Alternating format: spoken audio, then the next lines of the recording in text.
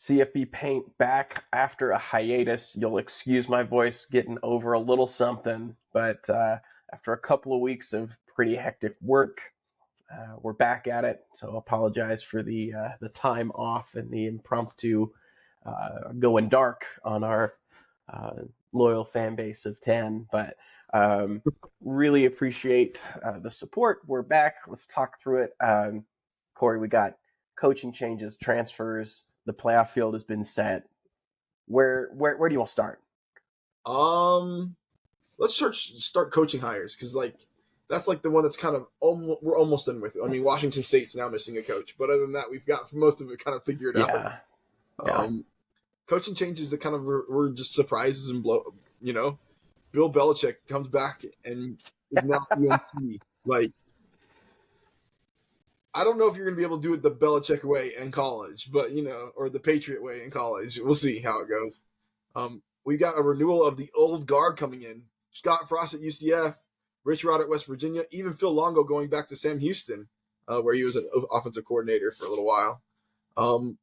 I was looking through the things through some of the coaching hires, and I'll list out some of the ones I thought of note. Willie Simmons, it's of note to us because we're big FAMU fans. Willie Simmons was a former FAMU coach. Went on to be Duke's running backs coach and got hired at FIU. He was passed up for the FIU job just a few years ago, and now he gets that. That guy made FAMU a killing machine. Like, they were good. So, he's always done more with less. So exciting to see him do it on a bigger stage. What is he, former quarterback out of Clemson or something like that too? Yeah, I think that's right. Charles Huff leaving Marshall. He had fights with the AD at Marshall. Yeah, that was Southern Miss. That was interesting. I've dabbled a little bit in the rumors, but like. And then Marshall has like 25 players in the portal or something like that, and won't participate in their bowl game. Yeah. Other ones that are interesting: Bronco Mendenhall moving from New Mexico on to Utah State. Yeah. Was he at New Mexico for 1 year this year? 1 year, yep. But everyone traded that year for a better position. Like, I feel bad for the Lobos because he's gone. Offensive coordinator is now the offensive coordinator at Utah. The running back is now at USC, I think. The quarterback followed the offensive coordinator to Utah. Like, everyone traded up. So when you play above your pay grade, you move up and get a better pay grade. Yesterday's price is not today's price. So good for them. I feel a little sad for New Mexico, who got, come on, like, Bronco's out of the game. You're not going to give him 2 years, like. Yeah, I think that's a little frustrating if I'm New Mexico, but at the same time, like, Bronco, didn't he play at Utah State? Like, this is his chance for him to go home. No, he played at Oregon State. Oh, Oregon State. Okay. But yeah, he's got big ties to the state of Utah, of course. Yeah. So. But now he's on the other side of the rival. The wagon wheel. Yeah. Yeah. I don't know. Yeah. How often they'll play that? Who knows? Yeah. Big 12. But he's just down the way now. Tim Albin, from the Ohio coach, who people talked about how well Ohio played this year, much better than they were expected to. Now moving into Charlotte. That's a good get for Charlotte. Like, I would have said those were somewhat comparable jobs to some degree. I think the money is probably the difference there. Yeah, that's what I figure it is. But and maybe it's more fertile recruiting grounds for a G5 school. Like the Carolinas and Georgia, you can get some of those like second and third tier players in those states and probably do a little bit better for yourself.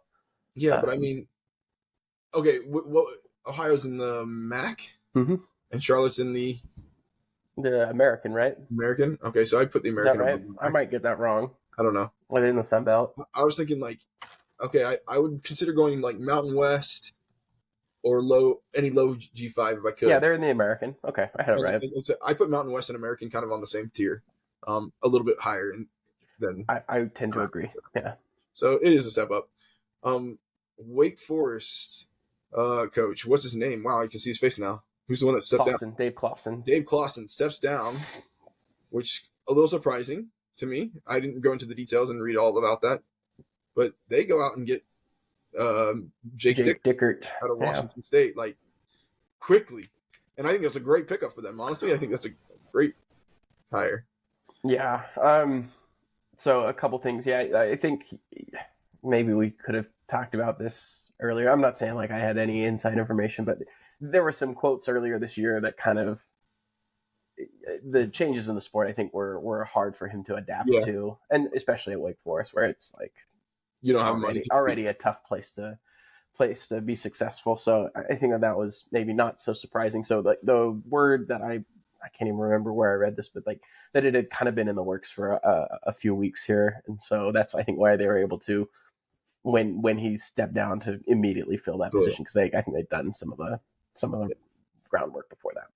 I like that. And then But last but yeah, not Jake least, Dickert, like, can we just pour one out for Washington State? Like yeah. the number of high caliber players, coaches. Again, Washington State's offensive coordinator now at Oklahoma. Their quarterback, John Mateer, now at Oklahoma. I mean, look at the number of draft picks that started their career over the next like 2.5 years, 2, 3 years that started their career at Washington State. You're gonna realize like, okay, until that program was relegated to a lower conference, it was competing just fine. Like Oh yeah, I think that's one of those things that the changes in the sport super frustrate me. Where it's like, all right, it has nothing to do with their ability to compete. It's oh, you don't have enough eyeballs on you, and therefore you're in a lower tier, and perception becomes reality. yeah, Whereas again, there's a offensive lineman in the transfer portal that I think is projected to be like a second day pick in not the 2025 but the 2026 draft. yeah. Um, their running back, I don't know if he's declared for Utah, but I would assume he's going to Utah. The quarterbacks at Oklahoma, just a number of guys over the last 3 or 4 years. They had so much. You're going to look back and be like, man, their 2023 and 2024 rosters had some real talent on them. And so it's just unfortunate that they aren't able to keep up. I hate that, but yeah, I mean, times they are changing. But I just wanted to like identify that. And Jake Dickert, I think, was kind of when he realized like, hey, most of my roster is leaving. Um, it's time to get while the getting's good. I am looking at their roster right now, or at people, and see 1, 2, 3, 4, 5, 6, 7, 8, 9, 10, 11, 12, 13, 14, 15, 16, 17, 18, 19, 20, 21, 22, 23, 23 players in the portal since December Oof. 5th. Yikes. And out of those 23, like, I think there's like 4 or 5 4-star ranked, according to 247. Yeah. So that's rough. Yeah, and that doesn't count like Cam Ward or Kiko Maliloa, Yeah. like the guys that left a few years ago, but like were on that team in the Pac-12 when it was the Pac-12, right, rather than the Pac-2. Brutal for them. Mm-hmm. My heart goes out to the people of Pullman. It's stupid, but I mean, it is what it is at this point. Yeah, the only way you can kind of fix those things is if you buy your way up, and that's what you have to do. Like, I think if I go mentally to other places, like if I go to the Premier League, Leicester City was on the border of being a terrible team in the Premiership League, and then in the Champions League, which is or Championship, which is a little bit below a tier below. They were kind of like on that cusp, and they were fluctuating. They're like, it's basically like Division 1, Division 2. And all of a sudden they ended up spending a little bit of money. They hit a home run with Jamie Vardy, and they struck gold in the fact that they won the Premiership. But now they're like substantially ish in the Premiership, and so you can buy your way up if you are willing to spend the money. Yeah, I don't know if does Washington State have some sort of mega donor that could do it. I don't know. Like I've heard people talk about, I forget his name, the CEO of, oh gosh, the chip manufacturer that's gone crazy. He's an Oregon. Yeah. He's an Oregon State alum. Oh, great. So it's like everyone's like, man, if he just would care a little. Gosh, yeah. What's the company that's gonna bug me? NVIDIA. Yeah, NVIDIA. Thank you. Yeah, that's like, why can't I think of this?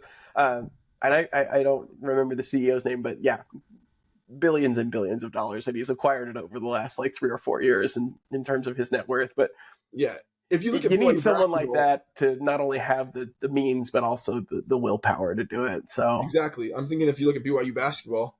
Oh yeah, Ryan Smith is sprinkling. Yeah, I mean they picked or get the number 1 pick for next year. Like, good heavens. Yeah, and that's the thing. Like like with some of the changes, I feel like I've maybe expressed this a few years back as we've kind of navigated the changes to college football and college sports as a whole. But like, there is a part of it that's like, oh, it's exciting. I can have a direct impact on how good my team is. Like, if I'm willing to part ways with cash. Yeah. And so that part, I guess, is exciting. Not Again, complete I don't trouble. love that it's just a war of like, hey, whose alum make more money, right? It is But a little bit that way though. I mean, it is, yeah. Whose alum make more money and care, right? Like, But it's if you go to like this is where I'm going. I go to the soccer world because that's really feels like the most real like best comparison because you don't have caps market caps over in the soccer world. you You don't have have a market caps. draft. You don't. Yeah, it's not Yeah, like professional leagues here in the it's states. it's who wants to buy a player and get involved in a player earlier and younger. And that I mean, I watched the other day the 30 for 30 called Soul Man. I don't know. It came out like a few years ago. I'm not familiar with it. It talks about how the Nike game kind of decided which players would go to what schools. Or sorry, the Nike and Adidas shoe game talked about which players would go to which schools and how they kind of influence players younger on the AAU circuits and Yeah, stuff for basketball. for basketball. Mm. Exactly, and it's kind of looking like that's kind of what happens with soccer. You have these little teams that are. I mean, we bought a house. We bought this house from a family that's like their kid went overseas to go play for Real Madrid at 7 years old. It's like Wild.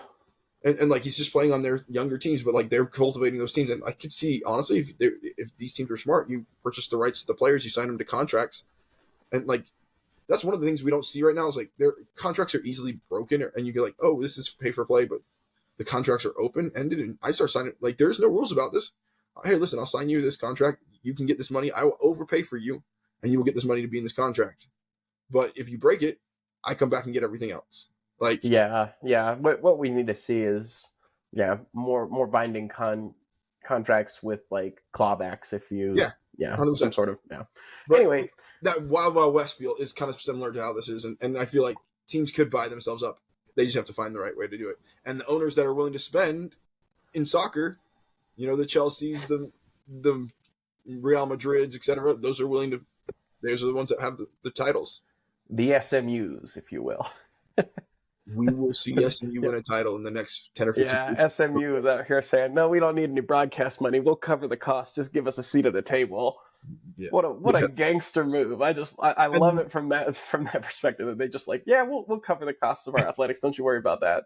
and Just they let us in. And they go and win. Oh, I guess they didn't win. They lost it on 56-yard field goal, but went and competed immediately in the I ACC. I've watched a few of like TikToks that have talked about SMU. It's like, hey, what's your biggest brag? And they're like, oh, I've owned a yacht since I was 7. And like these are kids that attend SMU. It's like, oh, my dad, I'm like, the money that is in that school is insane. Yeah, So yeah, it's something else. Um, but yeah, oh, so I guess do we talk about other coaching changes? Sorry, we kind of I'll do one navigated. more. Dan Yeah, go Mullen for it. comes back to the show. Oh Um, yes, I'm so I excited. love it. Yeah, and I love the fit too. Yeah, Like, I feel like, yeah, I mean, he's gonna take UNLV to a playoff in the next couple of years, right? Like, they're getting there. because basically you have to go through Boise State and then maybe Utah State. Yes, I think. But I mean, he's gonna leverage like so. The Fertitta brothers, who once owned the UFC, are UNLV grads, I believe, and they've invested in the past. Like, they Mm. they're not afraid to throw around some cash and get a coach, and now I'm sure they'll throw around some cash to get some players, right? Like, especially with Dan Mullen, like that's a killer hire.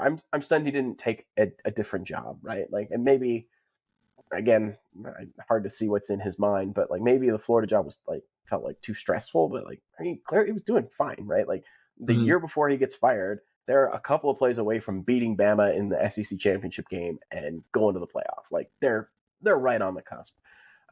He's never been like a tremendous recruiter, but now you show the dollar signs and you can mitigate some of that maybe that weakness in his Yeah, all and around honestly, coaching ability. If you're, I like it. I'm just yeah, excited for it. I thought the fire of him was a little preemptive, even for Yeah, Florida. yeah. It felt like they were just like we don't like where this is headed more than where it's at right now. Yeah, But yeah. All right. I can't think of any other coaching moves, so maybe we shift to transfers. yeah. Let's talk transfers. Okay. All right. We already touched on a couple just with some of the changes with coaches that kind of Yeah, they kind of are connected a little bit here where it's like, okay, if I can hire this OC, who can he bring with me? Or Mhm. if I can hire this position coach, like who does he have a relationship with on his current staff that he feels knows his system, is going to execute, going to be a leader in the locker room, all that stuff. Biggest ones so far. You want me to Man, I work? don't even know where you want to start. I've got the rankings up from Yeah, 247. go for it. Let's just list off a few because I don't, I'm trying to Let's remember just off talk the about top of my people that are head. in the portal and not necessarily people that have committed, right? Sure, yeah. The number one ranked person, John Mateer, commits to OU about an hour ago from here. As Florida State fans, we were very glad he doesn't go to He didn't go to Miami, Miami. yeah.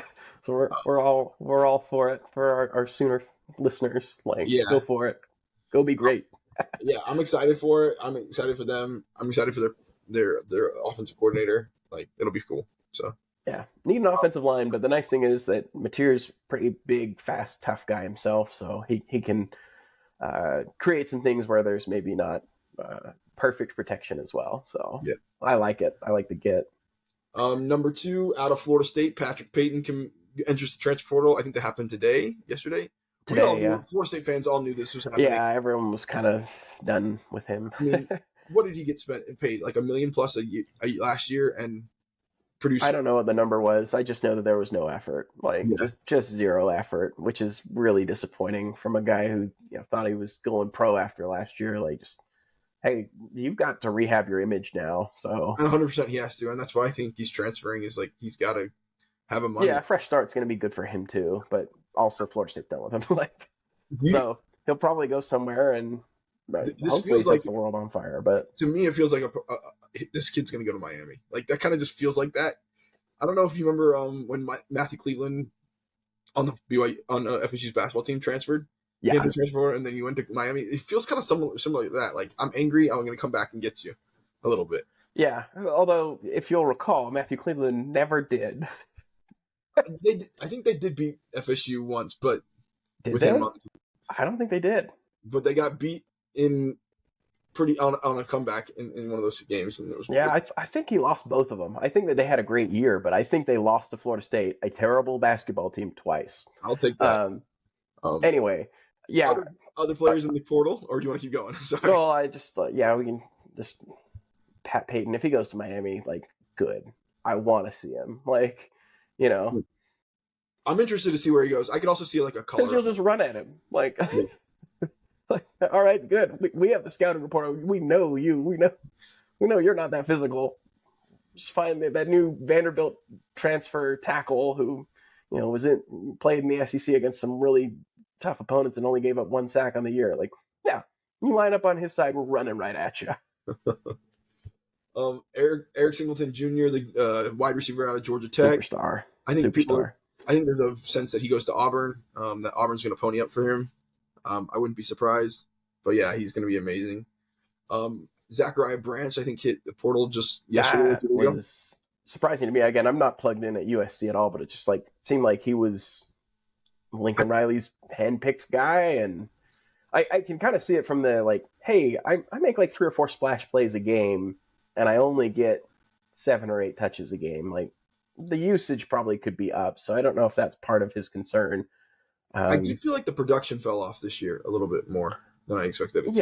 Yeah. I mean, some of those splash plays were returns, right? And so, yeah, we'll see. I mean, I don't know where he goes. Like, there's speculation that Louisville is involved, where it's Miller Moss was his QB, who's now there. Yeah. And Jeff Brom scheming you open with that kind of explosiveness. I would be very intrigued if he goes there. Again, no inside knowledge, but that would be one that's like, oh, okay, I'm keeping that in mind, and then taking a peek at Louisville's schedule next year and seeing what their path to the ACC championship would look like. You got, I think also his brother also entered the portal. I think they're both of them package deal. It sounds like Deuce Robinson is number 5 pick, a wide receiver / tight end out of USC. I think there's talk and expectation, not expectation, but talk that he might go to Florida State. I think he's visiting right now. His dad is a former alumni. Yeah, FSU player. Speaking of FSU, Luke Kromenhoek out of FSU, the redshirt freshman, or the true freshman, is transferring. He's committed to Mississippi State. I don't understand this. Like, he showed potential. He showed like he was okay. Why would you go to a program that looked so poor to me? I mean, I understand why you leave Florida State. Let me put it that way. Well, I yeah, don't understand why you choose Mississippi State necessarily, yeah, but you leave Florida State because I mean Gus Malzahn's going to run this weird offense. I'm a little surprised that Penn State didn't say, "Hey," 'cause they were the other major Yeah, factor in his recruitment, and it's like, "Hey, I know that Drew Aller has since announced that he is returning for another year, but even then, you could say like, "Hey, come here, you'll learn the ropes from Drew. He'll go be a first round draft pick in 25, 26. You know, you'll save a year of eligibility. We'll redshirt you, and then you got a year. And if you do great and you're off to the pros, awesome. If not, you still have more time. Like, yeah, and but so I'm a little surprised that they didn't get involved. Um, Mississippi State, I think some of this is just path to playing time, right? Like they lost Michael Van Buren. It looked mm-hmm. like they were the leaders in the clubhouse for Jackson Arnold. He ends up going to Auburn. So there's playing time. There's opportunity. I like Jeff Levy's offense. I like the fit. I don't know what's around him. You know, Mario Craver transferred out. I think they've had a lineman or two also leave. So I'm concerned about the supporting cast for him. But I get, hey, you bring in Gus Malzahn and start entertaining transfer QBs. I get him leaving Florida State. I'm sad to see it as an FSU fan. I guess we haven't really talked about it on. Maybe we did. Did we talk about it on our last episode that Malzahn was joining the stat? We did.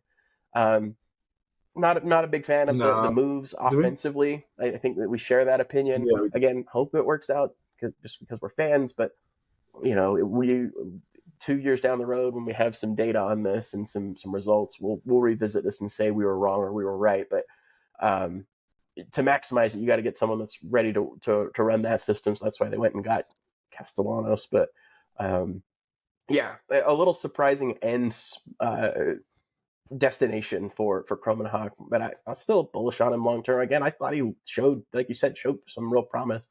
His receivers let him down multiple times, like 50-yard dot, like that Duke game was just brutal. Just like, oh man, that's a perfect throw right in your hands in the end zone. Couldn't catch it. Anyway, and against yeah, he literally is celebrating it before it gets caught. yeah, as he should be. It's like, And oh, that's yeah, a dime. we can go. Oh, it was, yeah. We can Yeah, go down the list a keep little going. more. Prince Will Uman whatever his last Uman name is, I don't Mielen. know. The guy, huh? Say Uman again. Mielen. Yeah, edge out of Nebraska commits to Ole Miss. Ole Miss is back again in the transfer portal. I think they're ranked number 2 with their transfer portal class, according to 247. Texas Tech is number 1. They're They're buyers. taking 14 transfers. Yeah, they're buyers this year. And then you've got other teams like LSU and Auburn and Mississippi State that are all up there. Trying to put themselves in position. I won't go through too many others unless there's people that you want to talk about. Casey Conception, the wide receiver out of NC State, still out and available. Just looking at other things. You have Fernando Mendoza, the quarterback out of California. Cal is in the portal still. I'm trying to think of who else, anybody else that's off the top of my head that I can think of. That's like, oh, that's a big name. I feel like, Malik Murphy is an interesting one, the quarterback out of Duke, which I haven't read into why he wanted to leave. I feel like they had a good year, but I think it was cover three where Duke, I think, reduced his. I think they weren't happy with what they got for the money they paid for him. Okay. So I think that they moved it down, and he's opted to dip. The Kentucky is, I think, kind of the now perceived favorite for him. I think so as well. Bear Alexander is still out there. The former UGA, former USC. I'm not touching that with a 10-foot pole. I'm just like, nope. You're gonna take up a bunch of my budget and destroy my locker room. Yeah. So Jonte no, Cook, the wide receiver out of Texas. I think he's that a one's former more 5-star. intriguing to me. Like, yeah, Yeah. okay. Where does he end up? Let's try and look at. I didn't know Connor Wakeman transferred. Yeah, and has he announced the destination? Houston, Right? Yeah, okay, yeah. Yeah, I like it. I like it a lot. That one's good. Also, yeah, you just that just made me think of another Texas A&M former QB. Did you see Zach Calzada's like goodbye to Incarnate Word as he entered the transfer portal? No, I Like didn't. after their, I think, playoff run in FCS came to an end, said all these like super nice things about like, hey, they gave me a chance, and he played there 2 years, I think, had a great season, but just like he's like, I didn't know if I was going to be playing football anymore. And then it's like, oh, and by the way, I'm entering the transfer portal. He didn't say that in the same sentence, but like to me, it was like, man, I think you found your level. Like you played pretty well there. Like we've seen you at, I think, where is he, A&M and Auburn before. I'm not gonna I pretend like think I those are the two places. He's been in the SEC twice. It's like I think that's the other thing. I think I'm starting to see like the Power Four bounce backs, right? That were at that level, dropped down, and now are trying to come back up. Hmm. I'm fascinated to track that and Yeah, see that'd be how many interesting. of them, when given a second bite of the apple, after having to go down a level, after being in the transfer portal, and everyone at that level said, "No, we're good."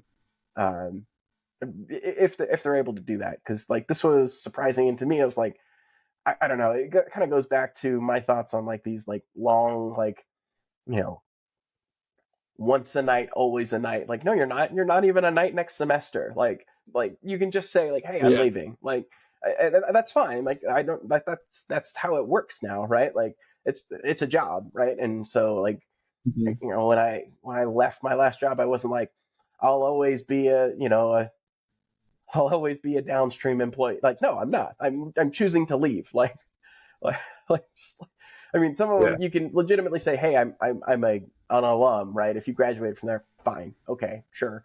But to me, it's just Yeah. like I just like, okay, you're moving on to a new opportunity. You can say thank you, I appreciate it, but these kind of like long, where everyone just kind of sees the graphic and goes right down to the last sentence and says, "With that being said, I'm entering the transfer portal with 2 years of eligibility." Like It's like okay, I'm in we this don't really need to do bad. this anymore. Yeah, just real quick, I'm looking through this while you're talking. Other names: Sure. Jackson Arnold goes to Auburn. Oh yeah. Um, that'll be an interesting fit and see how that goes. Um, Aaron Nolan is still in the transfer portal.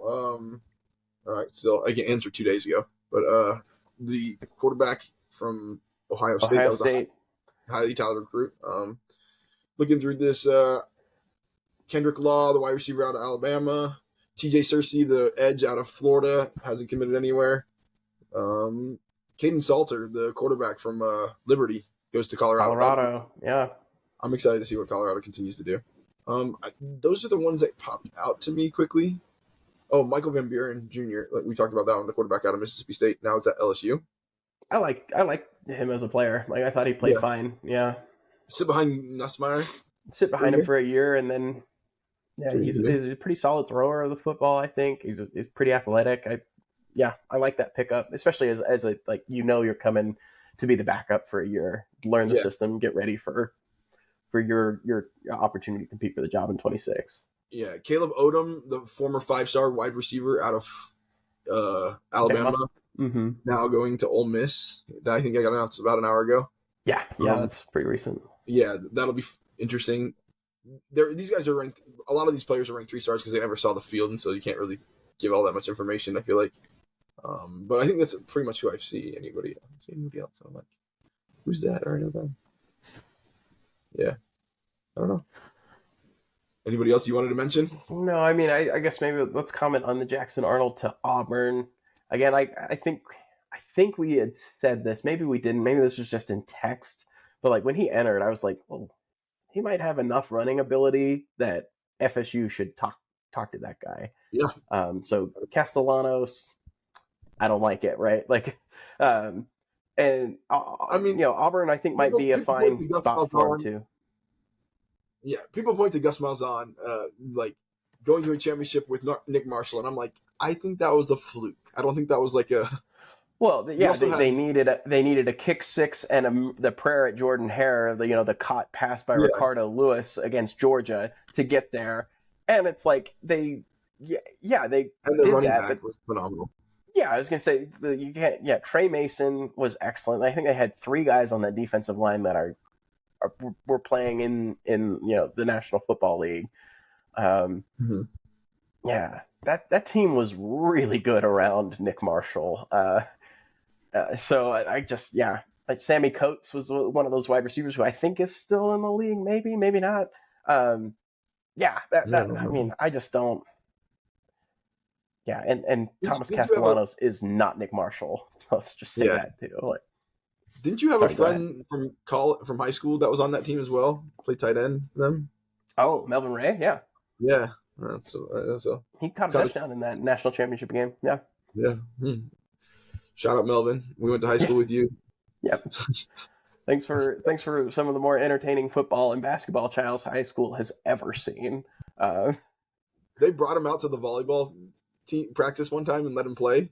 And our volleyball coach was just like, dude, you only have to show up on game days. Like, yeah, what I'd give to have that kind of athleticism.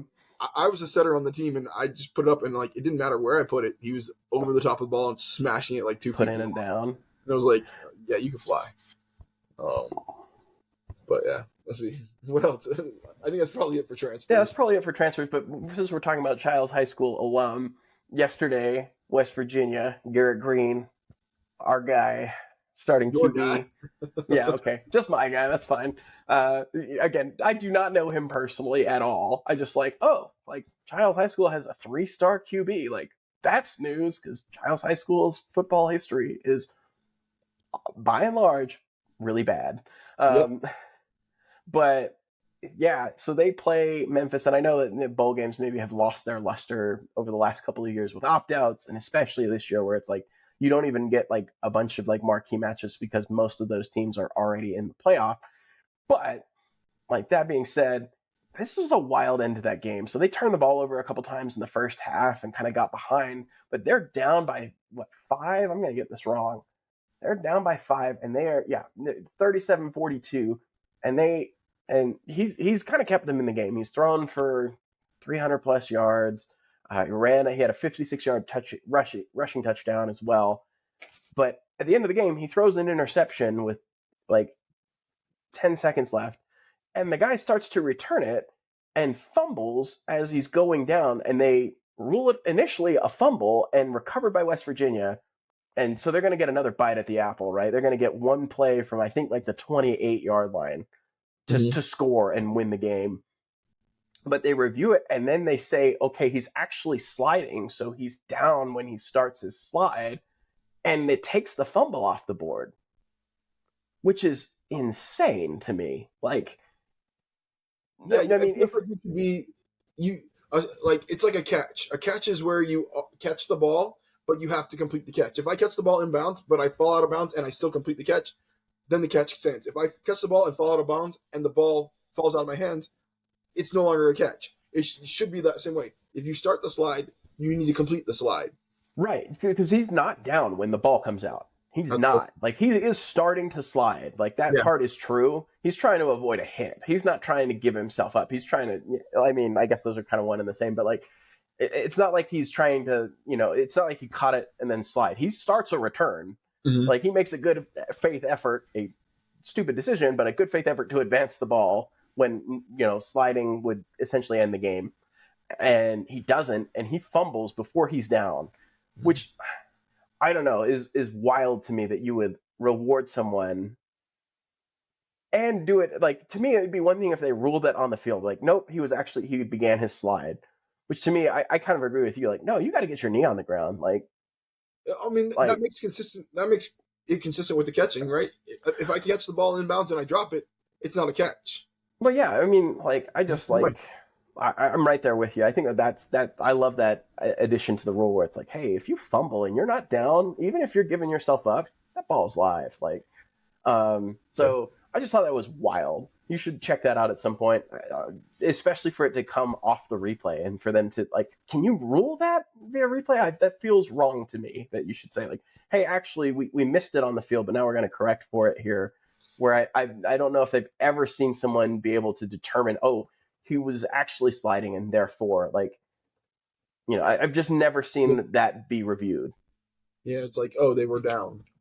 You see that they were down. I guess that's how it works normally. Is the reviews.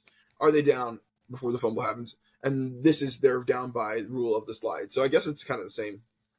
Yes, I hate it. We need a rule change on that one. Okay. Anyway, rant over. Speaking of random news, Diego Pavia. Oh yeah, Giant Killer beats Bama earlier this year. Now he's beating the NCAA. JUCO years don't count, at least for now, towards your eligibility.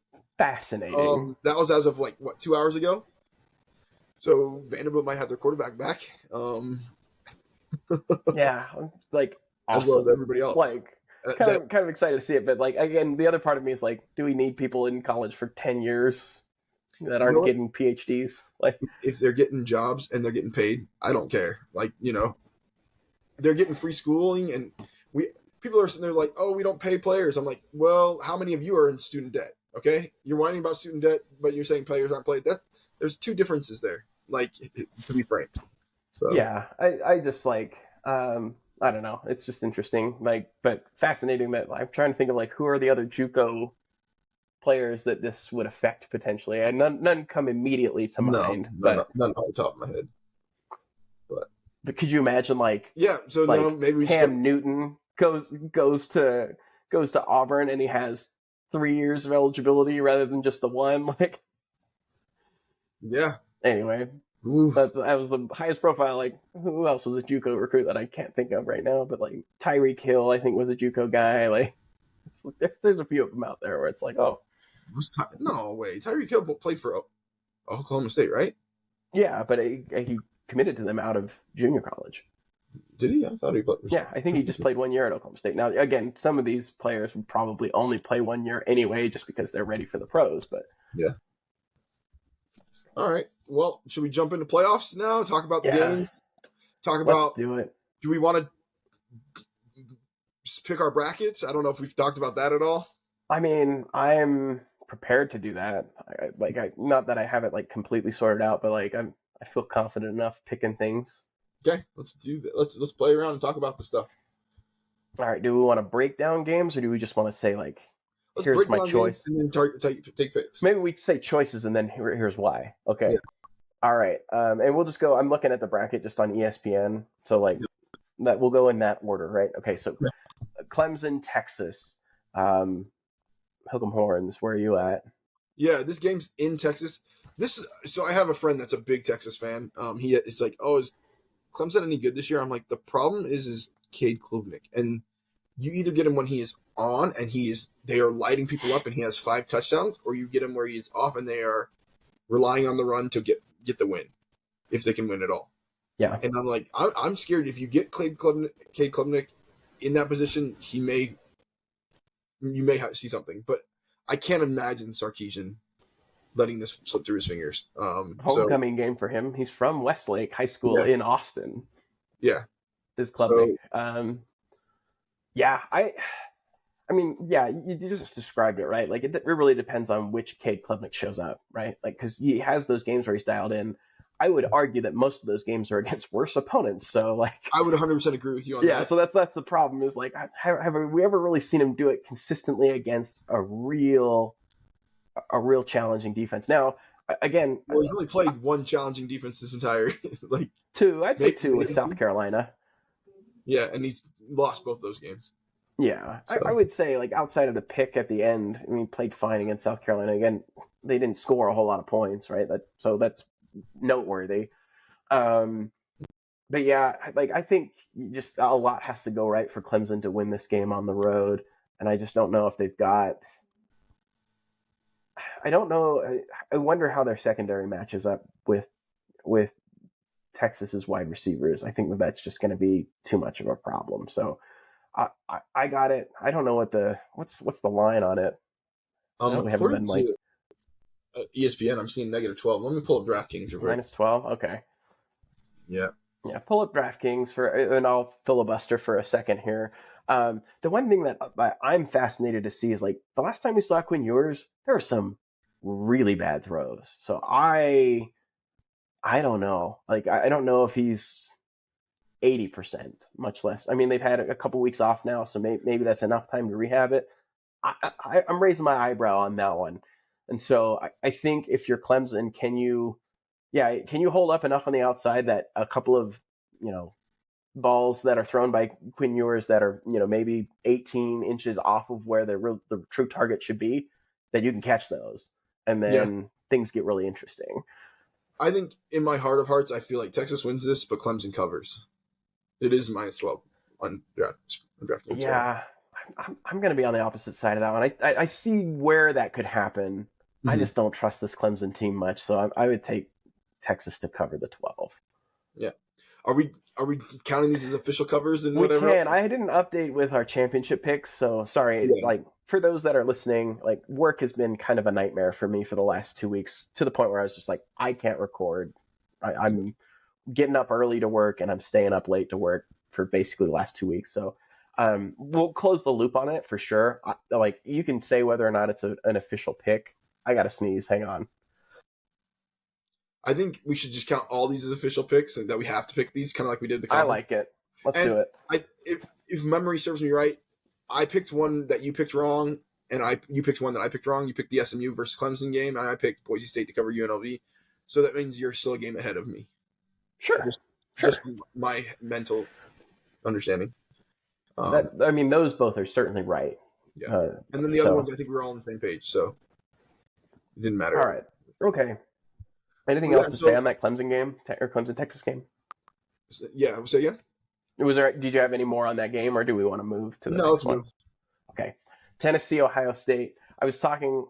I discovered a new coworker. I mean, he's not a new coworker, but we were just chatting, and it came up that I live in Utah, and he's like, "Were you in Salt Lake or Provo?" I was like, "Oh, kind of in the middle." And he's like, "Do you have an affiliation with either of those universities?"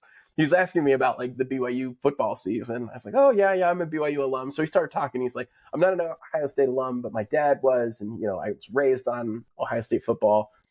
Man, it's wild to see a team like I know that they lost 2 games, but they're done with the current regime.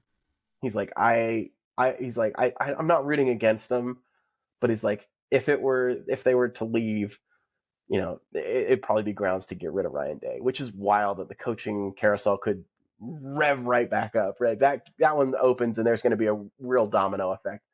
Yeah. But The only if I'm Ohio State, the only person I'm going to get, I think we talked about this, is Marcus Freeman, if I can. yeah, which he just signed a long-term deal with Notre Dame, so I find that Yeah. less likely. But from a game perspective, he was like, "Man, I don't know what to think. Like, I feel like the vibes are all off, and like there's probably some element of that. In a vacuum, I like Ohio State in this matchup quite a bit for a couple of Yeah. reasons. Like, um, the Volunteer secondary to me has not really wowed me. Their defensive line is good. Um, so that's the part where it's like, can Ohio State's patchwork offensive line, because it's had several injuries, can it hold up long enough for their wide receivers to really make an impact? Because that's where I think the advantage is for Ohio State. Um, and I think this is a race to like 24 points. Like I don't know what's the total on it. Do you have it in front of you? I'm Yeah, curious let me what that pull it up. is. I've I've got the not total. even looked at it. Um, Total is 46.5.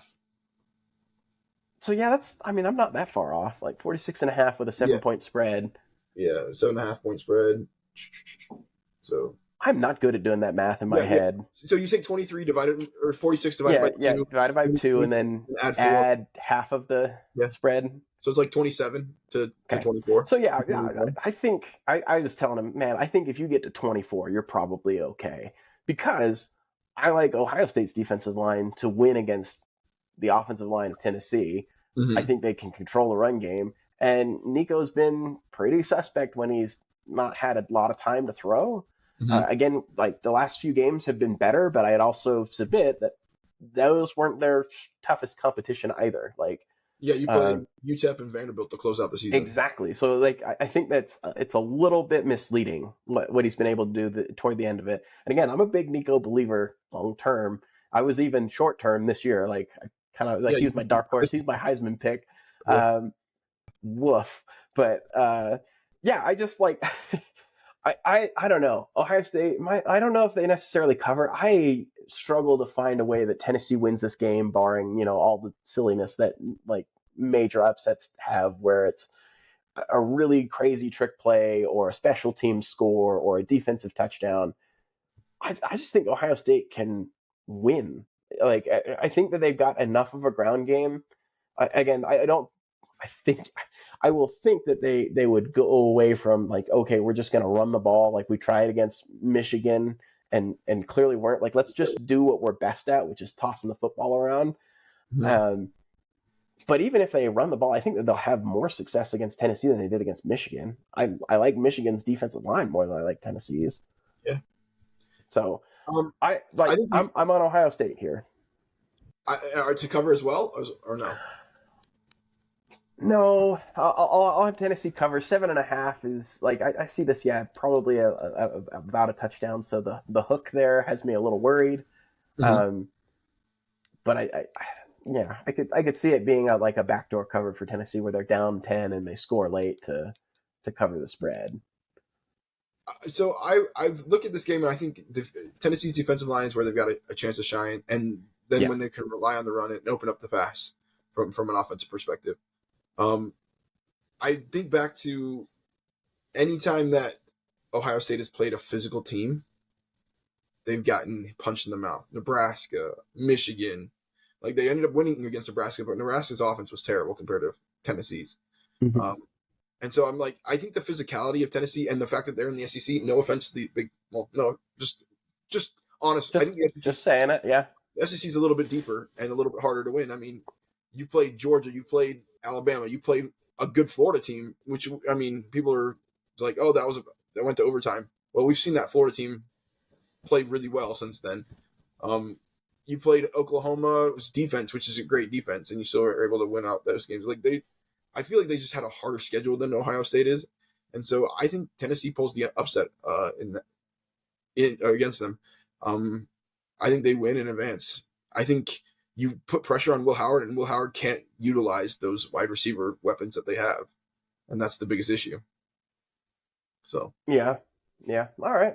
I mean, I could see it. We're on the same side from a spread perspective, but different angle mhm. from the outcome. Let's move on. Does SMU have a shot against Penn State in the Happy Valley, middle of um, December?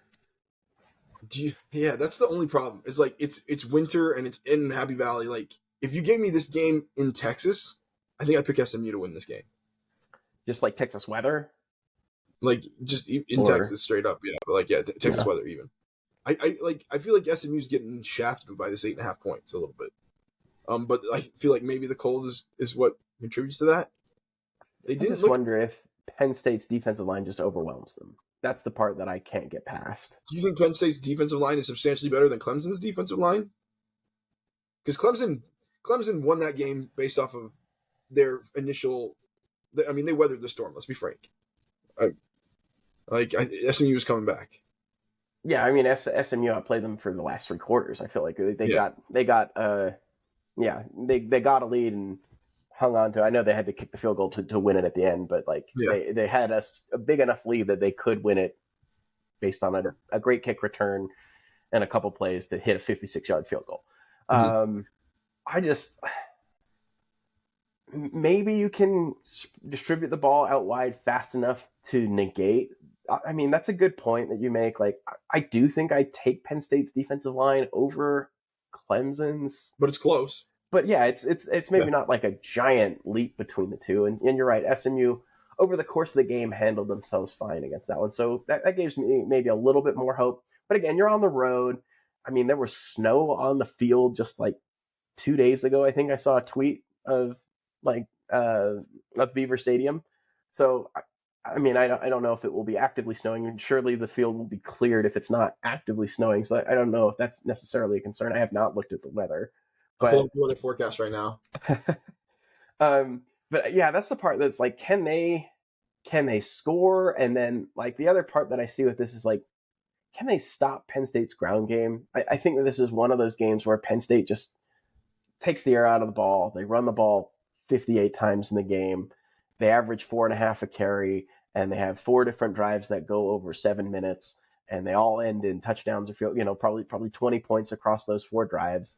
And it shortens the game so much that SMU has to be perfect on their offensive possessions, and I don't trust them to be that way.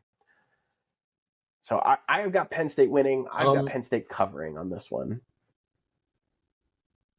Okay. Yeah. Let's see. I'm looking at the weather forecast, and I don't know if I'm in the right spot. Beaver Stadium, Pennsylvania. Is that right? Where I should be looking at? I would think so. Like Beaver Stadium is the name of their stadium, so unless there's some Yeah, weird town, which I I'm wouldn't put seeing it past the minus people two of Pennsylvania to degrees. name their town Beaver Stadium. But Yeah, I'm what are seeing you minus seeing? 2 degrees. Minus Ooh, 2 degrees for the high. it's okay. That's the high. Wow, for Saturday? That, that can't be right. There's no way Well, that can maybe be right. maybe just look I'm at like, am I looking at State something wrong? College. I've got to be looking at something wrong. Yeah, so I'm seeing something else here that says it's 39 right now. So like maybe this Maybe is there's a accurate. front coming through. Yeah, gusty winds storm ahead. It looks like it's blowing through most of the Midwest. Hold on, let's do this. As a little Anyways, amateur yeah. meteorologist. Oh my goodness. But yeah, no, I'll keep searching on that. Go ahead and tell me what you see on the game. Yeah. Sans So weather. I just feel like the athletes in this game tend to favor SMU, but when Yes. you get to these cold weather games, these tend to be. I feel like okay, yeah. Now I'm finding. I found something else. It's high 27. Um, I feel like these cold weather games favor more just Midwest run. I'm gonna run right through you kind of thing. And if Penn State can call this game smart, I think they can win this game. If they don't call it smart, they will lose this game to the athletes. If they try to play like not Big Ten ball, they will lose this game. But if they play Big Ten ball, they will win. And so I think I'm going to pick Penn State. I don't know if I pick them to cover. 8.5 seems quite a bit. Is that what that is on DraftKings as well? Yeah, it's 8. Yeah. To me, the recipe for SMU is like get a lead. If you get like a 2-score lead in this game, I mean, obviously maybe this is not like not rocket science, but like if you get it where like, hey, Drew Aller's having to throw their way back into the game, We're screwed. Yeah. you've got a real good chance. Like Yeah. you can't fall behind in this one. At the very least, keep pace. Mm-hmm. Because if you get behind, I think the game's over. I think that they'll sit on the ball, they'll run the clock down, and so just sort of continue to grind away. So like if there's an early lead for SMU, like look out. Like Yeah. Give me Penn State to win, but SMU to cover. I feel like you can keep it close. I feel like Penn State doesn't score a ton of points anyway. To win a game by true. 8.5 is a little surprising, but give me Penn State to win it by a field goal or so. So All right, all right.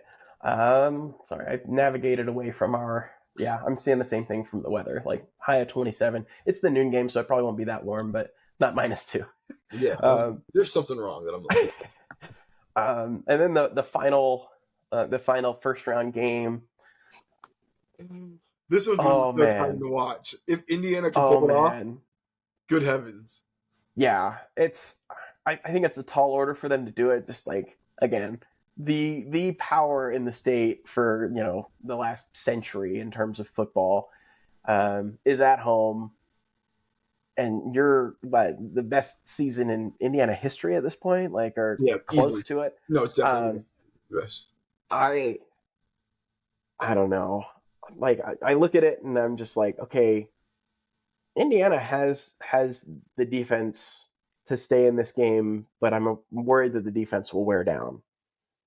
I don't know if they have the depth. Is the part that I'm concerned with. Yeah, I feel like this game will feel like Ohio State game where Yeah, Notre that's Dame. exactly that's a better way of articulating than I do. Like where hey, you can keep it close for a while, but at some point the dam breaks, and from there it's just snowballs, and it's Yeah, all downhill from there. I'm trying to think of like correlations to who these teams are. Like who these teams are. This is like, I mean, if you had Florida versus UCF or Florida State versus UCF in here, or if you go to, I'm trying to think of other schools like Texas. I mean, this is like we can make fun of Texas A&M. It's like Texas A&M, the little brother that always wants to be brother. Yeah, Or I'm trying to think of any other like well, Oklahoma State, even. yeah Sorry to my brother-in-law. Uh, but yeah, I just one of those where there's a clear yeah or Ohio State Ohio even like yeah, because that's there's like like a where real it's separation in yeah. terms of tier. Yeah, But I do agree. Notre Dame since that and people are like oh they lost to Northern Illinois, they lost to Northern Illinois, but since that game they have just they've demolished every single thing and put in front of them. And it's not been like they're always hard teams. Like, let's be frank, their schedule isn't terribly hard, but they've handled business, and it's looked like they've been in business. I mean, I don't know what their last few games are. I'm gonna look that up real fast, but like I just remember this. Okay, Yeah, yeah, so well, they beat Army 49-14, Virginia 35-14. Oh, sorry, going in order, Florida State yeah. 52-3. Not impressive. If anything, we should have scored more. But They took a foot um, off the gas though. Virginia 35-14, Army 49-14, and then a 14-point win on the road against Southern Cal. Yeah, and that game was closer than that lead lets on because Southern Cal threw 2 pick sixes in the last 4 minutes. Yeah, it was down to the wire there. Yeah, but I feel like this Notre Dame team, honestly, they're not going to let Indiana do this to them, especially at home in Indiana. It's basically huh? Sorry, I got distracted. A little bit of a rabbit hole here. I didn't realize that the interceptions thrown were basically both on the goal line. Like, oh yeah, it's a they were 99-yard pick six and a 100-yard pick six. Like, oh, yeah, Notre Dame was right. That's 2 14-point swings. Like, yeah, that's brutal. Keep going. Sorry. You were saying Indiana can't. I'm sorry. No, this is Notre Dame cannot let Indiana win this game. Like, for reputation, for how the state goes, for whatever, and they will not let that happen. I think there's no way they're going to let little brother, or even redheaded stepchild of the family, be part of this thing. Yeah. Notre Dame beats them soundly, and they cover, in my opinion. Okay. Yeah. Did we want to just sort of like quick predict the rest of them? I know that we'll break down the games as they appear, as we have some results, so it may change. But I figure maybe we kind of present our predictions through this point. I think that's a great idea. We can present our predictions, and then we can break down the games next week as well. As they, again, I'm sure we'll get one or two of these wrong. But again, so to quickly recap, through the first round, I have Texas winning, Ohio State winning, Penn State winning, and Notre Dame winning. So all the favorites. I hope it's not that, but football is not like basketball where, there's a 3-point shot that can keep you in the game, and it's a different game. So with it being said, so I've got those through, and sorry, yours were, remind me again. Yours were, I have you have Texas, Tennessee, yeah. I have Penn State, and then Notre Dame.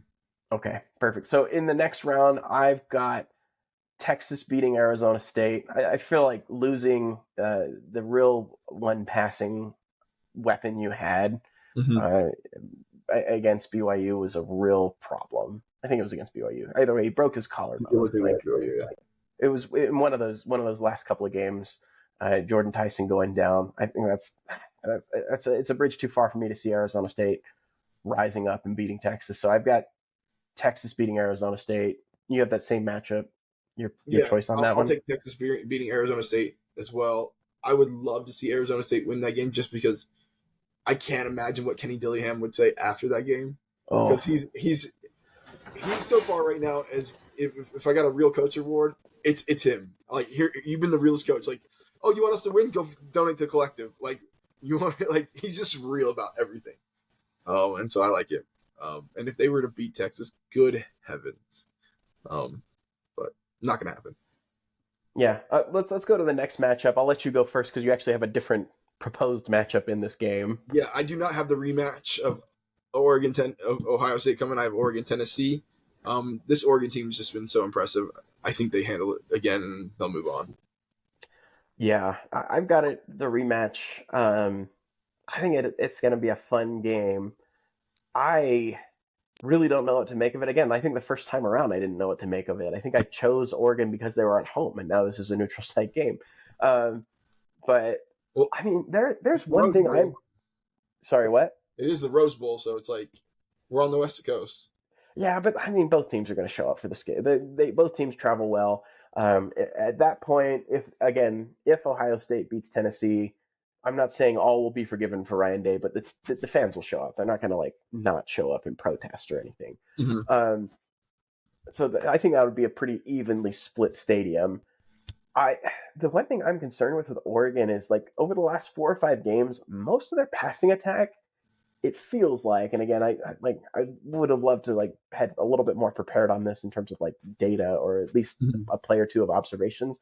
But I felt like their passing attack was like, okay, we're gonna send people out on routes, but we're gonna let Dylan Gabriel scramble someone open, right? Like I Mhm. don't feel like they're like, okay, here's progression 1, 2, 3. This is outside of the short passing game, which they do pretty well. I just like anything downfield is always kind of off the cuff. I just don't know if you can really rely on that. So again, I think I'm going to pick Ohio State here. I think Ohio State gets them, Hmm.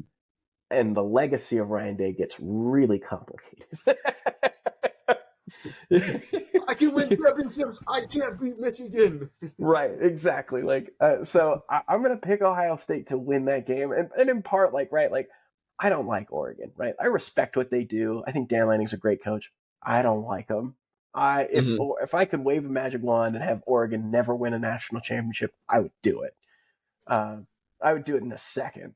Nothing would give me okay, not nothing. That's not true. That's a little bit hyperbolic, but I would be thrilled if Phil Knight goes to his grave not seeing Oregon win a national championship, just because I know how important it is to him. Don't do all the slave Is it labor important? stuff, We Nike. spend it a lot more. I feel like if it was that important. Yeah, you'd think he'd just be lighting money on fire, and I would assume that they probably have the most expensive roster, but I would just be like, no, I'm gonna 8x whatever everyone else is doing. Like Yeah, my backups are gonna make more I'm gonna go than get anyone every else. single 5-star You'd out of think high so, school. yeah, exactly. Just like no, we're just gonna win. Like there's no question about it. You know the Under Armour game or whatever high school game. Yeah, that's our team now. Yeah, that's our roster. Let's go and play. I wonder again. This is me wildly and not being fair to the Knight family at all, but just like there's got to be like some relatives or again, I don't know if he has sons or anything like that. But they're probably like, whoa, hold on, don't go blowing all of my inheritance. Like probably putting a governor on that spend, but but I don't know. Like this was a really close game, like down to the margins a while back. Again, from a vibes perspective, these two teams could not be different. But watch Ohio State win a game and get that bad taste from the Michigan game out of their mouth. Yeah, And I think that they're just as good as Oregon, team for team. Like I mean clearly so, they were 1 point away from beating them or tying them. yeah, it was yeah, right down to the wire. So I'm going to go ahead and pick Ohio State to win in the quarterfinal match. Down to the next one, Boise State, Penn State. Who you got? Well, this is quote unquote a top 10 matchup, so clearly we know Penn State's not going to win this game. Like we just know that's not how it works.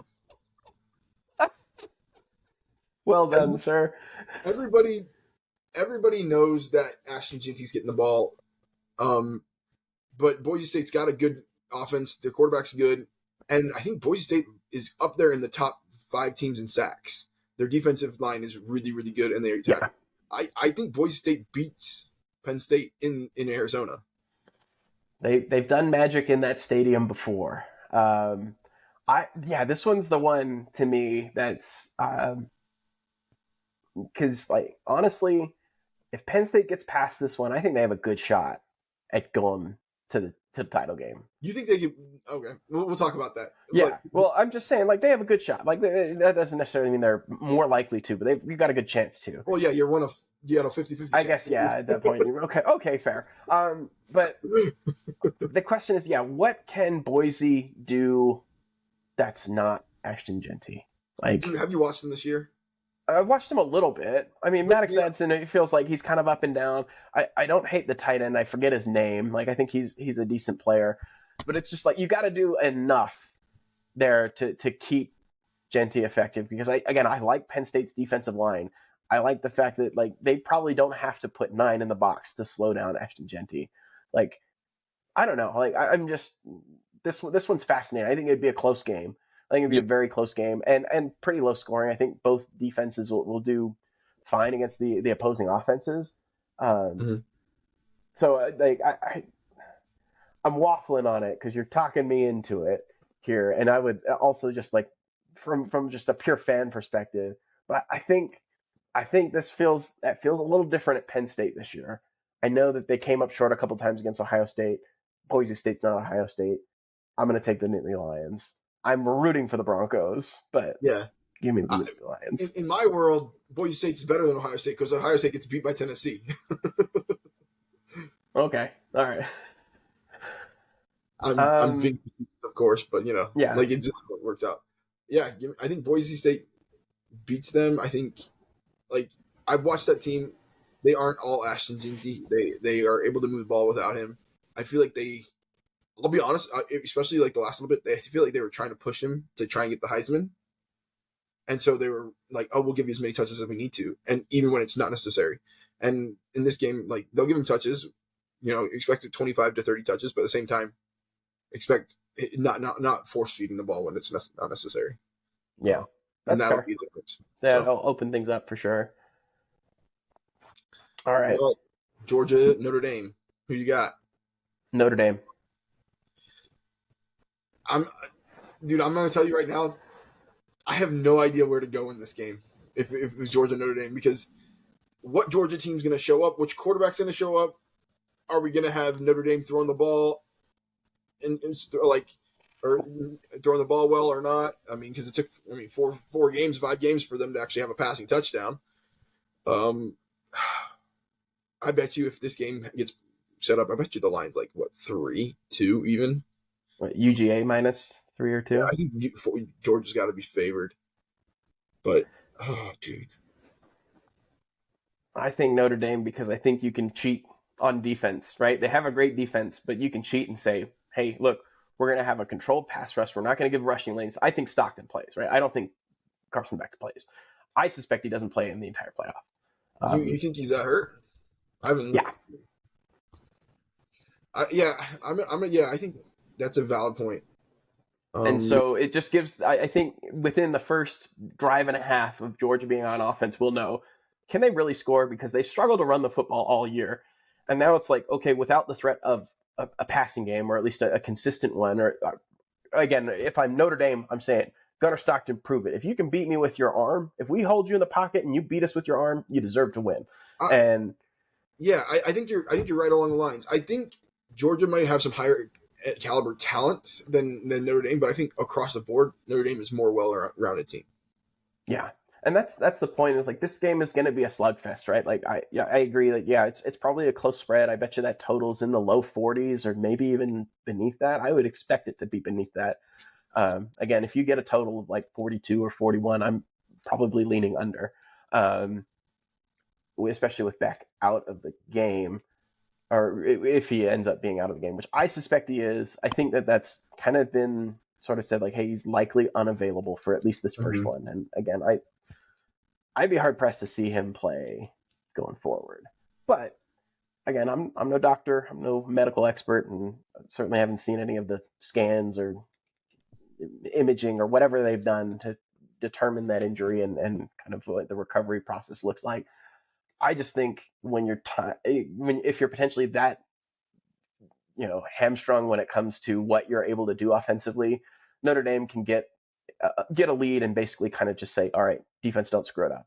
Like, I mean, but they came back with him injured against Texas, and I like Notre Dame's defense better than I like Texas's. Okay. Yeah. And you've got a dynamic quarterback. I'm gonna start like some of this is like Riley Leonard's not a killer thrower of the football, but his running ability in this game is going to be really important. Yeah.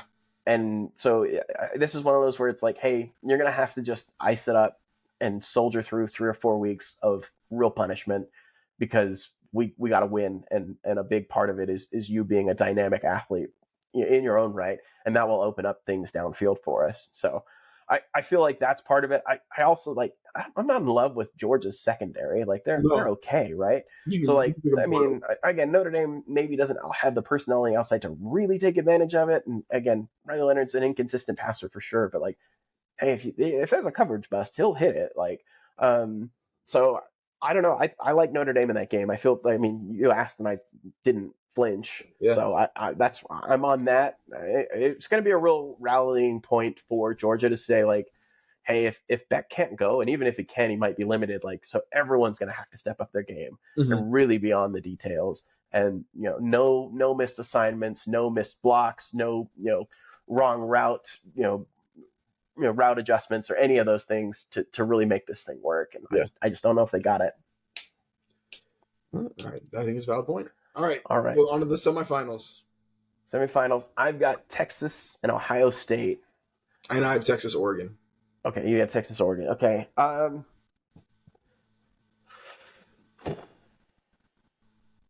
really hadn't thought this. I hadn't gotten this far in my head. I think it's Texas. Again, I think the margins are pretty thin here.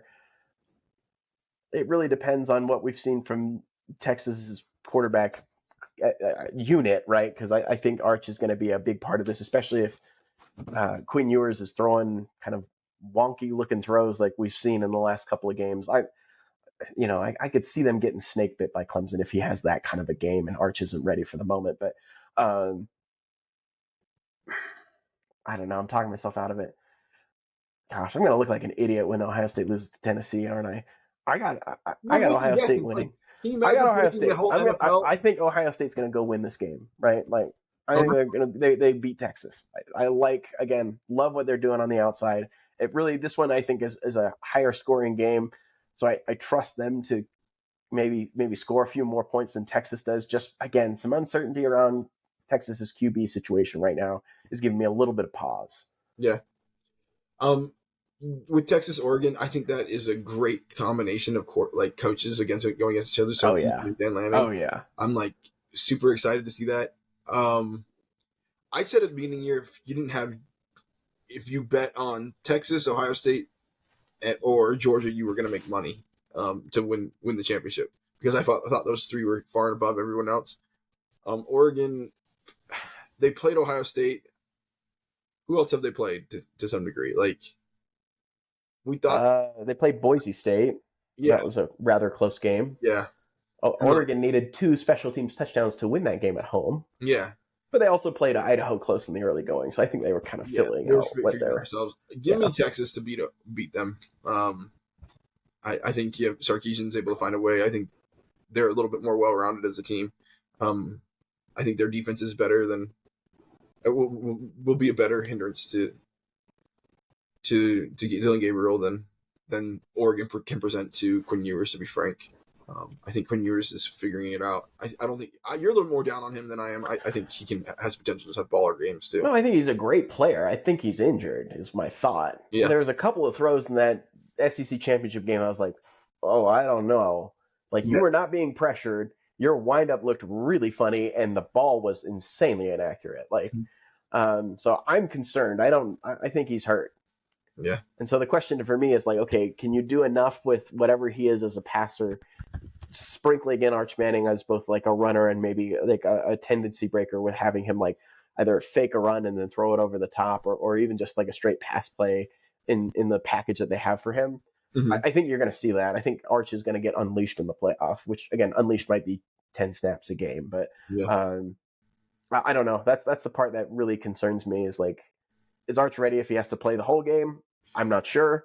I suspect that Quinn isn't. Was Sarkisian the offensive coordinator when Bama decides to switch quarterbacks in the championship? Oh, great question. I have no idea. Like, that would be interesting, and go back to that. Like, oh, I have done this before. I know what to do. And like, I will try and look that up.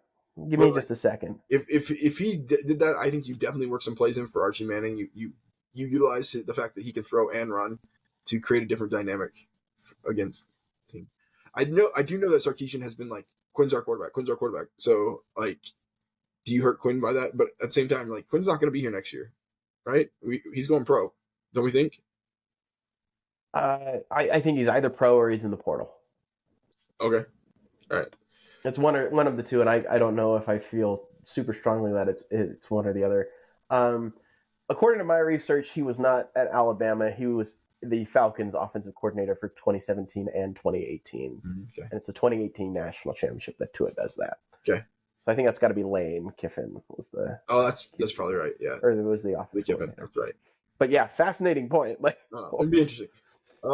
Yeah. So yeah, I'm Texas there. I think that dynamic between them and Oregon's gonna be a good game. That'll be one that people will talk about for a while. I think it'll be a back and forth, like similar. It will remind us of the uh of like when they beat USC in the championship in 2020 or in 2000. Ooh, yeah. Mm-hmm. But I do also think that, I mean, you're playing in the Cotton Bowl, like you have that advantage.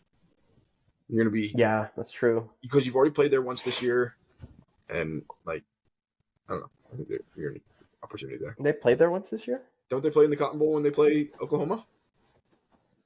I mean, this is the Cotton Bowl Classic, but it's not taking place in that Cotton Bowl stadium. Oh, so is it not? so this one usually takes place at Jerry's World, like where the Cowboys play. Oh, gotcha. But yeah. Anyway, yeah. Okay. All right. Bottom half. This is at Jerry's World. You're right. Yeah. Bottom half of the bracket. I think we both have Penn State, Notre Dame. Is that right, or did you choose I have Georgia? Boise State, Notre Dame. Oh, Boise State, Notre Dame. Okay, so yeah, break it down. Boise State, Notre Dame. Notre Dame is a great team all around, and they're able to absorb. I think their defense is better than Penn State's, and then their offense is a little less reliant on a not as good quarterback. I mean, I think if you put Penn State and Notre Dame against each other, I think Notre Dame beats them. And so I'm picking Notre Dame to beat Boise State. If you told me I put Notre Dame in the championship game, I would have told you I was crazy. You were crazy before this year, but I'm picking Notre Dame to go to the championship game. Yeah. Notre Dame, Penn State for me. But yeah, again, this one are pretty similar teams in terms of just kind of their makeup. Yeah. So it comes down to me as like QB and the supporting cast around the QB, and I like Notre Dame better. So close game. I think Notre Dame would win that. So give me Notre Dame. And that for me sets up Notre Dame, Ohio State in the title game. Mm-hmm. And I am Notre Dame, Texas. All right, so I'll go first. Remember when Ryan Day was like, "I'd like to know where Lou Holtz is right now," or Lou Holtz is right now. Well, guess what? Lou Holtz is going to come out of the woodwork. I mean, Notre Dame is Michigan, right? Like, I think that they're kind of a similar team. They can bully. And I think they have the defensive line to stand up against Ohio State. Again, the patchwork offensive line for Ohio State could be a detriment well before this point in the playoffs. So I don't know what I'm thinking putting them in the title game, but we're going on a limb here. Dude, does Notre Dame win a championship for the first time in forever? I can't believe it. Like, I think the setup for them is great. Like, if you're in the bottom half of this bracket and you're Penn State, Notre Dame, or heck, even like, I mean, anyone but Georgia. Like, I mean, we're talking because Georgia has an injury. Yes, that's an important distinction, right? Like that, I'm glad you brought that up. And if Georgia hadn't won the SEC championship, they wouldn't be in the playoffs, according to what we've seen beforehand. Right? Potentially. Like I mean, I'm being sarcastic, but like honestly, that I think this is a significantly different team. And like, great. You're saying if they lost with the injury? Yeah, if they lost with the injury. Yeah, like, that you make a good point. I thought you were just saying if they lost the game, but yeah, losing with the injury, like. I mean, if I'm FSU, like you freaking better leave them out. Like, would have been 9-14? Yeah. Like, there's no way they get in. And so the fact that they happen to win because Texas can bowl. They'd be 10-3, not 9-4. But are they only 10-2 right now? They're 11-2 because they won Gotcha. They were 10-2 in the regular season. But again, with an 8 overtime victory in that bunch. Yeah, it's true. But yeah, I think like, hey, if I'm Penn State or Notre Dame, I'm telling my guys like, look, Georgia's at half strength, Boise State and SMU. You know, like if we play our best, we should win those games. Like, there's a real good chance for us to get to that title game, and then who knows what happens. Right? That top half seems way more rough. You have Oregon, Ohio State, Tennessee, Clemson, Texas. I'm sorry, I don't respect Arizona State, even though they've done what they've done this year. But like. Yeah, they've earned their way in, right? The way the rules are set up, they've earned their way in. But yeah, as far as like picking for them, like, no, like, I can't see myself getting behind it. Again, I would love to see it happen, but I say like Oregon, Ohio State, Tennessee, and Texas. Those are really solid teams, and I can't rule out Clemson because Clemson's done it before. Yeah, and they've done it with people that were unproven. I mean, Tennessee is still in that prove it tier for me, evidenced by my thought that they're going to win there, or they're not. My thought that they won't win that first game, but yeah, you're right. The top half of the bracket is harder. Like I think anyone could say. Like if you take Tennessee against Boise State or Tennessee against SMU, do you pick Tennessee? I think you pick Tennessee most of the time on those games. So yeah, and I think you pick. I mean, Clemson already beat SMU. I think you might pick Clemson against Boise State, maybe. Probably. I Yeah, think so it's so. like I feel like that top is definitely harder. All right, so you picked Notre Dame. Do you pick Yeah, Notre Dame? I'm going Notre Dame. I'm And gonna look like an idiot in 3 weeks, but I mean, just the way it lays up for them, they got a chance here. yeah, and I go to Texas Notre Dame, and I honestly that Texas Oregon game, who I think it's going to be a coin flip a little bit. It's going to be a great game, but whoever wins that game, I'm picking Texas to win that game, and whoever wins that game beats Notre Dame in the national title game. Yeah. Okay, I can see that. So, but I'm picking Texas to win the title. You're welcome, Brett. There we go. All right, man. We're an hour and 20 minutes deep here. I don't know if there's anything else you want to cover, or should we just wrap? Dude, I'm just ready for the I play. know I'm excited for it. Like as much as I like kind of complained about some of the bureaucracy that's surrounded the playoff. Yeah, Like it's sad that they know this, but they're like, shut up, you're gonna watch it anyway. Like and they are. and they're right. Yeah, it sucks that they're right, but you know, yeah. Like, I don't know if you've seen like a Liar Liar where he's like his car gets impounded and he finally pays to get it released to him, and there's this giant scratch on it.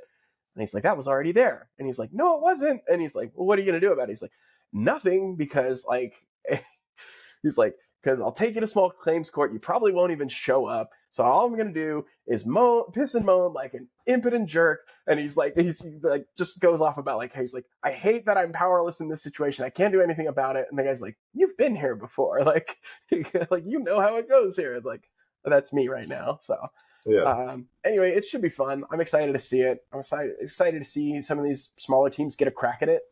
Hey, prove me wrong. Like again, I am rooting for you. I just, as far as a prediction stand, like I can't pick you to win, but I would love to see it. Let's go. I wonder if there'll be more chaos than we're predicting because in reality, like there has been chaos this year. There's teams that are better That's than we true. think have lost to teams that they should not have lost to, and especially we've seen even in the 4 game playoff, once you get or 14 playoff, once you get to the playoffs, like you don't know who's going to show up. All of a sudden, Clemson will show up and beat Ohio State 31-0. Like it Yeah, happens, yeah. or Or Ohio State wins it all with their third string QB. yeah, or Or TCU. smokes Yeah, Michigan. Like we're yeah, going to see something like that, and we're not. You and I aren't predicting it. I mean, I'm predicting Boise State to go to the yeah. semifinal, To the next round. Yeah, to advance. but like there's going to be some weird stuff that's going to go on for sure. And so, just to sit back and enjoy, get some popcorn. Let's do it. All right. It's going to be great. Thanks, everyone, for listening. We appreciate it. CFP Paint back in full effect. Appreciate the patience as we were dark there with no real announcement or communication on that. Kind of got wild at work, so had to put first things first. But thanks, everyone. We'll see you breaking down the results from the first round and breaking down quarterfinal matchups next week. We'll see you then. Thanks. Laters.